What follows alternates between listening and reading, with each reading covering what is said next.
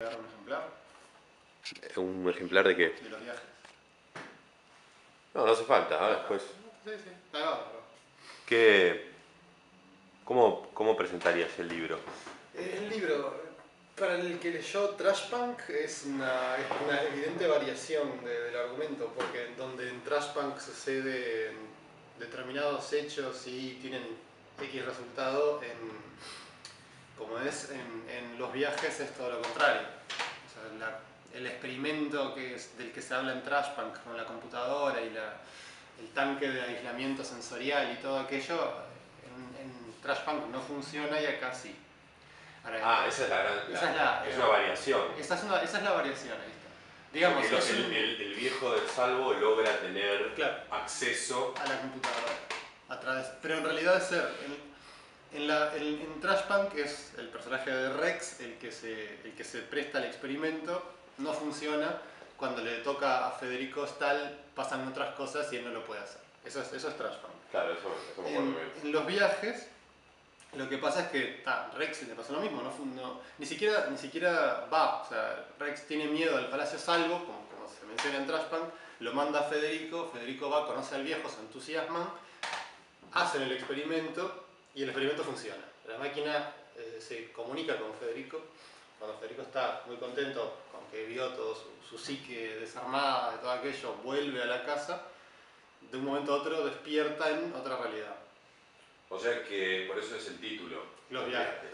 Sí, y por otras cosas más. Pero en principio lo que hace la computadora cuando se comunica con Federico y adquiere de algún modo esa humanidad, esa potencialidad para comunicarse con seres humanos que no tenía, es crear una suerte de realidad simulada, virtual, donde lo arroja a Federico y le da todo lo que Federico conoció en su vida, todas las personas que conoció y que murieron y que desaparecieron, una por una van apareciendo hasta que al final aparece Rex. Y Federico, que no se sabe muy bien cuánto tiempo llevó ahí, porque él también se da cuenta que él no puede ser real porque no envejece. Está en esa especie de burbuja de tiempo eterno donde están todas las cosas que él tuvo en su vida. Y de repente aparece Rex y él lo considera muy extraño porque él como que hasta cierto punto él se da cuenta cuando las personas que aparecen son evidentemente simulaciones, porque no le ofrecen nada nuevo, es como que están tomadas de su memoria. Pero con Rex siente algo diferente, bueno, pasan una serie de cosas y lo que le propone Rex es escaparse de ahí. La vista del puente tiene también episodios oníricos de viajes. Sí. Y de hecho hay una conexión que no está dicha en la novela, pero que va a ser explotada en otros libros. Originalmente La vista desde el puente estaba pensado como una trilogía. Al menos eso convencía al editor de que lo pusiera en la solapita. Me acuerdo, sí. Dice, bueno, la segunda parte de la trilogía es una de las novelas a las que se alude en La vista desde el puente, que se llama La glorieta, que es sobre unos hijos que matan a un padre y hay un incesto, entonces es como que resuena con cosas que pasan mucho más vedadas, mucho más light en La vista desde el puente. Entonces en el sentido de cosas de La vista desde el puente que van a quedar iluminadas por esto. Y una tercera novela es la que va a explotar las cosas más fantásticas. En La vista desde el puente, hay Federico después que le dan una paliza, ya que se arrastra por ahí, llega a una tiendita donde no sé, sí, son una especie de indios sí, claro. o indigentes, sí, muy sí. pobres, que lo reciben, lo ayudan, lo tratan muy bien y le dan un tecito alucinógeno. Claro. Y con eso bueno, uno puede pensar que todo lo que él ve, todo ese viaje es psicológico. ¿Qué pasa entre la ciencia ficción y el Uruguay? ¿Podés hacer una relación? Porque yo veo que hay como dos polos A ver. en la literatura uruguaya. El costumbrista, tanguero, nostálgico, arrabalero, encarnado en escritores que ya hemos discutido alguna vez, y que no es muy difícil imaginárselos, pero después hay como otra línea que ya se puede ver con mucha claridad de tipos que experimentan con la ciencia ficción y con la percepción y bueno, con todos estos temas, ¿no? Digamos, Sí. vos estás como claramente en esa tradición y tirás como algunas puntas a la otra, pero siempre de esa tradición. Y nada, te quería preguntar si esto es consciente, si ves que hay algo en el Uruguay que tiene Sí, que magnetiza esa manera de... Mirá, esos géneros y esa manera de narrar. Una manera de verlo es lo que podemos llamar la pelea, la lucha constante con cierto canon fosilizado, dinosaurio, etcétera, que es el de la línea que vos decías, costumbrismo.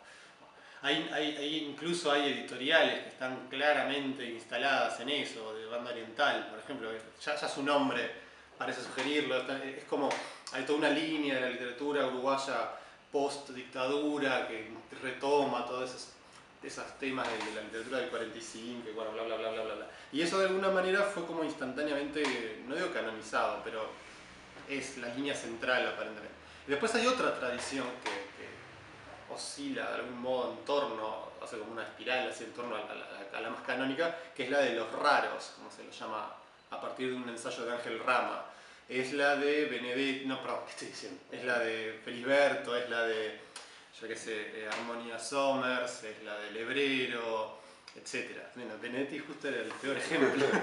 Pero bueno, no, esa tradición, si se quiere, es como es raro porque es hacer una especie de conjunto de los que no están en el otro conjunto y a su vez es tan vasto que no parecería muy lógico definirlos con una serie de notas. Pero ya no forma una tradición, para claro, mí forma una tradición. Eso es una tradición. Claro. Y todavía hay una tercera línea, que no es ninguna de esas dos, que es la literatura del under de los años 80-90. Algunos de esos, como Gabriel Peveroni, Ricardo Henry, Daniel Mella, etc., se plantaron en un lugar donde ubicaban desde ese under que negaba a Benedetti, a Vanetti, que negaba a Delgado Paraín, a todo, etc., desde ese under de algún modo lograr una visibilidad de centro de la escena literaria. Y ellos durante unos años, entre el 98 digamos y el 2002, lo lograron. Pero hay otra escena, que es otra línea, que es muy subterránea, muy invisible, que es la de la gente que deliberadamente decía yo voy a escribir ciencia ficción. O sea, los que hacían género, los que lo encaraban como un género y con una militancia de eso. Militancia en el sentido de sacamos revistas, tenemos un discurso que dice, bueno, basta de la cultura estúpida de esto y lo otro, vamos a hacer nuestro nuevo bla bla bla bla bla bla, bien tardío, ochentera, post dictadura, pero se instaló más bien en los 90 con muchas conexiones con la escena de la ciencia ficción argentina. Había una serie de diálogo permanente.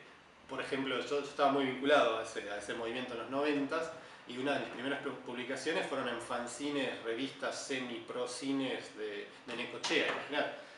Entonces, que eran en ese momento donde uno se comunicaba por carta, en el año 94, 95, había todo un diálogo permanente entre algunas revistas como Axon, como Quasar, algunos fanzines como Neuromante Inc., que eran de acá, Cuenta Cero, Acronos, Galileo, que es la que mencionaba de Necochea, y la incipiente escena de eso en Uruguay, que bueno, teníamos una revista llamada Diaspar, yo sacaba un fanzine que se llamaba Arrakis, y etc. Y esa línea siempre quedó extremadamente invisibilizada, por decirlo así. No se le daba bola, no.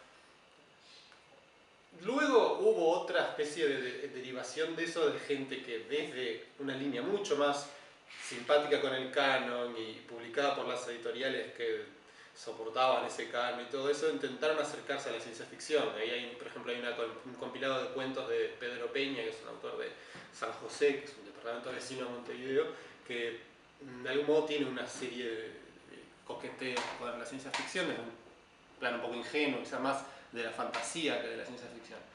Pero es como, por un lado, la ciencia ficción uno lo puede percibir como deliberadamente lo contrario a esa literatura, o sea, como una literatura que intente ver a dónde vamos como especie. Eso es una frase de Gabriel Lagos, un crítico que la usó varias veces, el tema de cómo, bueno, una literatura que se preocupe por eso, ¿no? Es una literatura que piense un poco en el futuro, que piense en las alternativas, que intente romper con el molde. Una de las cosas que siempre nos reíamos era de cómo en los años 70 había determinados autores que querían hacer ciencia ficción y su respuesta era lo que nosotros llamábamos marcianitos tomando mate, ¿no? Que nos queríamos como de alguna manera separar de eso. Entonces la ciencia ficción creo que en esa época, ya no más, nos permitía el gesto combativo, ¿no? Ahora está todo totalmente incorporado a esos cruces entre los raros, la ciencia ficción, la literatura. Está todo muy revuelto ahora, entonces ese lado de lo combativo ya se perdió, me parece.